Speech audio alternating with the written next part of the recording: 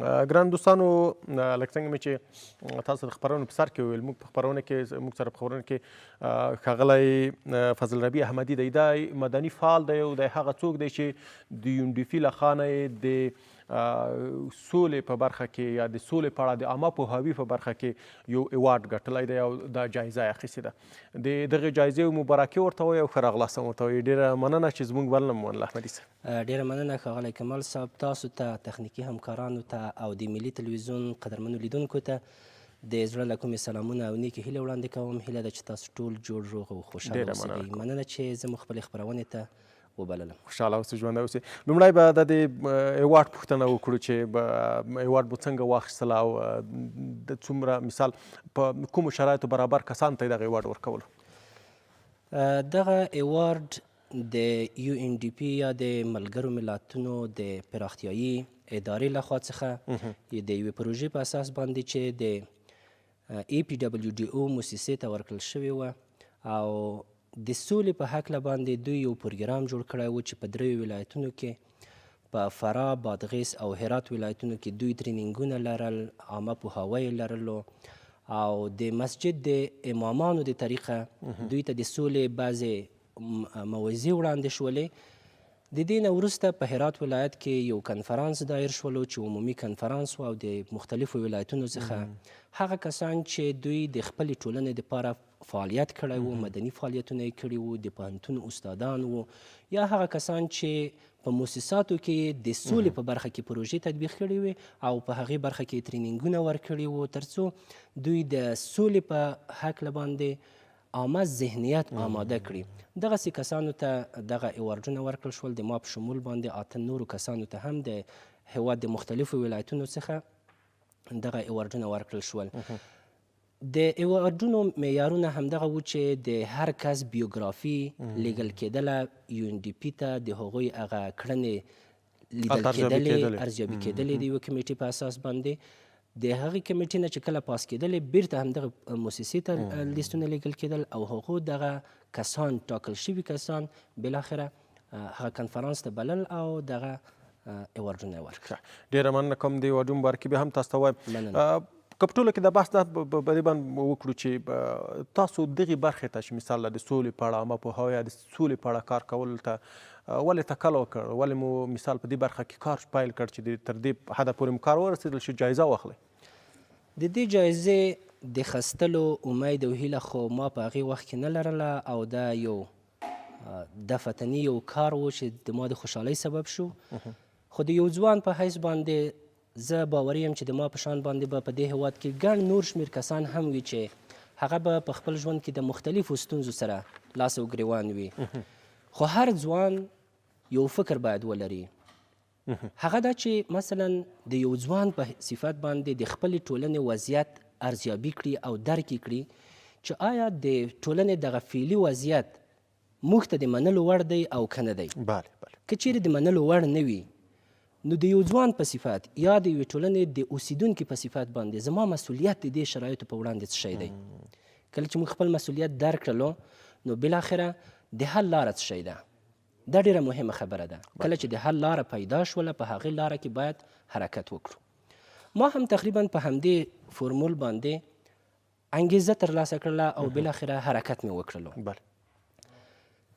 زه ته او د هېواد هر وګړی غواړي چې ښه ژوند ولري او هېواد یې تر نورو هېوادونو پیاوړی اوسیږي د دې دپاره ازادي او استقلالیت اولین شرط دی چې یو هېواد پر مخ لاړ شي ښه خبر ځکه په آزاد او مستقل هېواد کې رهبران او د ټولنې هر وګړی د خپل ځان او د ټولنې د پرمختګ دپاره په مستقلانه شکل باندې کولی شي چې اقدامات وکړي حرکت وکړي پرته د تهدیداتو نه پرته د نورو شرایطو د وضع کولو څخه د آزاد او مستقل هېواد د لرلو دپاره یو بل شرط هم موجود دی هغه سوله ده سوله هغه څه دي چې خپلمنځي اختلافات د منځه وړي او د ملي منافعو دپاره ټول خلک د خپلو شخصي منافعو څخه تیریږي او بالاخره ملي منافعو ته وفادار پاتې کیږي کله چې سوله منځته راغله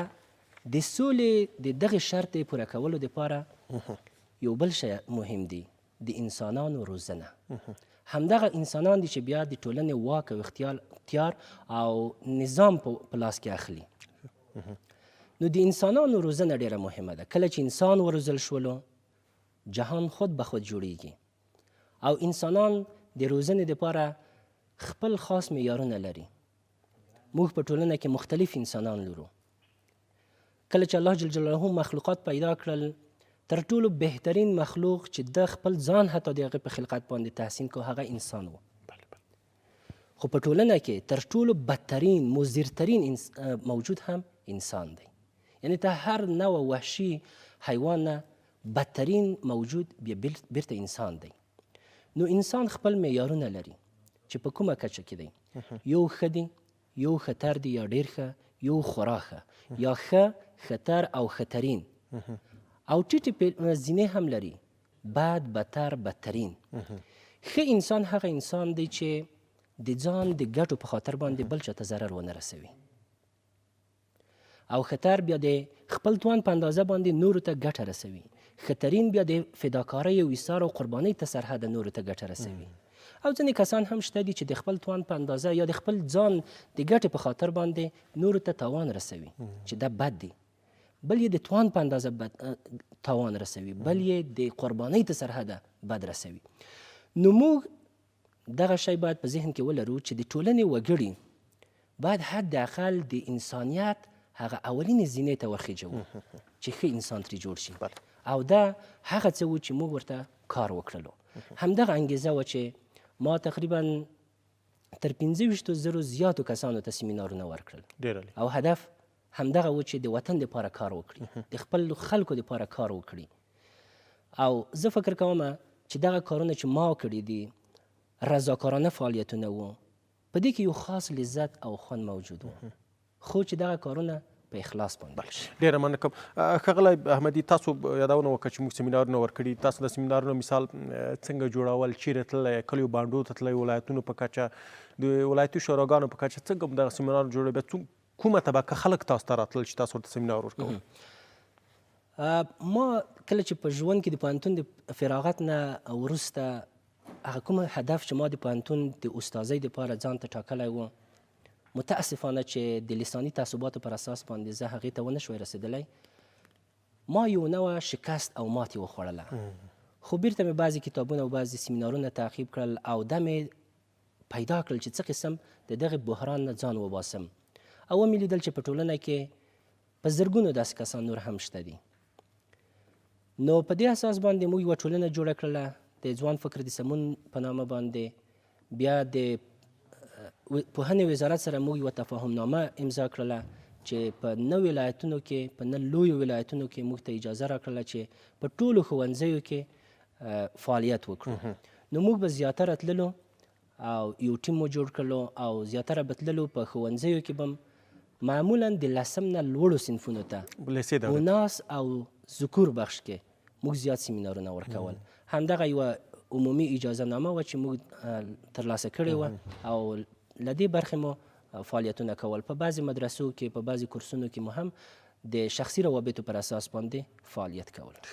او تاسو د سیمینار موضوع محتوا هم د سولې په تړاو باندې خبرې کول؟ د سولې په تړاو باندې وه، د موفقیت په تړاو باندې وه. ځوانانو ته د دې انګیزه ورکول و چې تاسو څه قسم په خپل ژوند کې هدفونه وټاکئ، څه قسم د خپل ځان او د خپل هیواد د آبادۍ دپاره، د پرمختګ دپاره کار وکړئ. که څوک غواړي چې مثال یوه پروژه مخکې وړي یا د دې ترڅنګ حتی یو برخه، یو کار غواړي، یو هدف غواړي چې هغه په ټولنه کې خور کړي یا ورسوي، هغه د دې ترڅنګ چې ته غواړې هغه ترسره کړې، د هغې نه وروسته فیډبک چې ورته یا د هغې ریسرچ ورته چې څومره خلکو باندې اغېزه کړې ده. کله تاسو بیا داسې یو پروګرام هم جوړ کړ چې دغه سیمینارونه تاسو خلکو ته ورکړل یا دغه خپل هدف مو خلکو ته ورسولو، بیا څومره مو د دغې سیمینارونو له لارې تاسو وکولی شول چې هغه څه مو چې غوښتل هغه مو خلکو ته رسولي، یعنې مثبته نتیجه یې څومره وه؟ معمولا دا اصول دي چې د هر سیمینار په آخر کې باید د مخاطبینو نظریات راټول شي او موږ دغه کارونه ترسره کړي دي. په همدې خاطر باندې به هر وخت چې موږ سیمینار ورکولو د شپې تر ډېره ناوخته پورې به ما په خپله باندې د مخاطبینو نظریات لوستل. یعنې باور وکړئ داسې زده کوونکي وو چې تر 12مه صنفه پورې په پوره ناامیدۍ او ناهیلۍ باندې ژوند کړی و، خو دوی لیکلي وو چې دا په ژوند کې اولین سیمینار و چې زما د ژوند مسیر یې کامل تغییر کړلو او دې ماته زښته زیاته انرژي راکوله. زه به یو کوچنی مثال درته وړاندې کړم. د کابل په یوه ښوونځي کې د 12م صنف یوه زده کوونکې وه چې د سیمینار په آخر کې یو کاغذ دی لیکلی و چې تر 12مه ټولګیه پورې ما په پوره ناهیلۍ باندې ژوند کړی دی. زه په ماشومتوب کې د یو چا په نامه باندې شوی وم او مکتب ته یوازې د دې په خاطر باندې راتللم چې د یو څه مې فکر بدل شي او ناکامه شوی په دې خاطر نه یم چې د دغې فعلي انصنفیانو سره مې رفاقت جوړ شوی دی چې د دې نه وروسته پاتې نشم، چې بیا نوي رفیقان نشم پیدا کولی. او د نن د سیمینار نه وروسته زه ژوند ته ما یوه خاصه هیله پیدا کړله او زه به سر د ننه ځان ته هدفونه ټاکم او په بل فکر باندې به ژوند کوم. دا یو مثال و.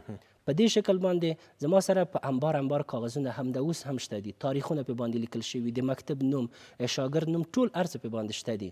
یعنې کله چې ما هغه لوستل باور وکئ چې د معاش په بدل کې ما هغومره کار نشوی کولی، نوره به هم ماته انرژي راکول کېدله چې زه نور هم فعالیت وکړم. دا کسان اړتیا لري، ضرورت لري، باید ورته کار وشي. موږ بعضې نور شاګردان، بعضې نور کسان هم ورزول د ټرینینګونو په برخه کې، هغوی مو هم د یو ټیم په حیث باندې بعضې ځایونو ته لیږل چې دغه پروګرامونه په مخ باندې بوځي. تاسو دا فعالیتونه یادونه مخکې وکړه، خو غواړم چې لږ په تفصیل پې خبرې وکړو. یوازې په کابل کې وو که په ولایتونو کې وو؟ په کابل او په نورو ولایتونو کې هم وو. ولایتونو ته مثال سفر لګښت تاسو خپله ورکولو؟ شخصي لګښت وو او زموږ سره کومو کسانو چې فعالیت کولو مخکې د مخکې نه مو ورته ویل چې مقصد دلته کومه پروژه نشته ده او هر سړی د خپل جیب په زور باندې به فعالیت کوي او د خپل علاقمندۍ په اساس باندې. ستاسو راتلونکي پلانونه څه دي؟ دغه برخه چې تاسو مخکې وړئ تر دې دمې پورې ادامه ورکوئ، ولاړه ده، که اوس هم جریان لري، یا مثال راتلونکي کې به په دې برخه کې پلانونه څه وي؟ زموږ مسیر مشخص دی، خو دا چې سیاسي وضعیتونه تغییر خوري نو په دې اساس باندې به موږ نورمال حالت ته منتظر پاتې کیږو چې څه وکړو، خو د وخت نه په استفادې سره به دغه کار کوو. ځکه زموږ هدف دا دی چې ما مخکې چې یادونه وکړله چې انسانان باید وروزل شي، په 2 برخو کې باید موږ انسانان وروزو: تخصص او تعهد. همدغه کسان دي چې د نظام واک او اختیار په لاس کې اخلي. هغه رهبران چې تخصص لري تعهد نه لري. تعهد یعنې دا چې خپلو مذهبي او د ټولنې اخلاقي ارزښتونو ته وفادار پاتې شي. که تخصص ولري او تعهد ونه لري ممکن لوړ مقام ته ورسیږي، خو بدترین انسانان به وي. که یوازې تعهد ولري او تخصص ونه لري دوی رهبري نشي کولی، دوی د نظام سیاسي او اجتماعي او اقتصادي کاروان په مخ باندې نشي بولی. موږ هدف دا دی چې ځوانانو ته په همدې 2 برخو کې انګیزه ورکړو. کله چې دغه کسان په تخصصي برخه کې رسیږي ته کوم معیاره پورې باید ورسیږي؟ آیا یوازې په پوهنتون باندې اکتفا وکړي یا یوازې په ماسټرۍ اخیستلو باندې، او که نه هم نور هم لوړ باید لاړ شي؟ د موږ هدف دغه دی چې دوی عقلي ودې ته باید ځان ورسوي، او عقلي وده هغه وخت یو کس ترلاسه کولی شي چې کله دی د علمي مسیر ته دکتورا هم پورته بوزي او په بهترین شکل، نه د افغانستان په شکل باندې چې پوهنتون ما ویلی وي او مونوګراف درته لیکي، ماسټري ما لوستي وي او تیزیس درته لیکي د پیسو په بدل کې. داسې نه، دغسې کسان بیا عقلي ودې ته نشي رسېدلی. کوم کسان چې عقلي ودې ته ورسیږي هغوی اختراعات کولی شي، اکتشافات کولی شي، تألیفات کولی شي، او تر ټولو مهمه خبره دا چې سیاسي شعور ته رسیږي. دوی د خپل ملک زعامت او رهبري په بهترین شکل باندې په مخ بیولی شي. که موږ ځوانانو ته دغسې فکر ورکړو او د مسیر ورته مشخص کړو او د تعهد په برخه کې هم هغوی وروزو، هغه مذهبي او د ټولنې اخلاقي ارزښتونو ته وفادار جوړ کړو، په دغسې شکل باندې موږ کولی شو چې په ټولنه کې بهترین انسانان ولرو او همدغه انسانان به وي چې د ټولنې واک او اختیار به پر لاس کې اخلي، او همدوی به وي چې بهترین نظام او بهترین حکومت به جوړوي او بیا به سوله وي. په ټولو ځایو کې به بیا سوله وي، بیا به څوک د ځان د ګټې په خاطر بل ته ضرر نه رسوي. کله چې همدغه انسان وروزل شولو چې د ځان د ګټې په خاطر باندې بل ته ضرر ونه رسوي، ټولنه ګلي ګلزار ده. ډېره مننه. کوم پیغام مو څه دی احمدي صاحب په اخره کې څه ویل لرئ هیوادوالو ته؟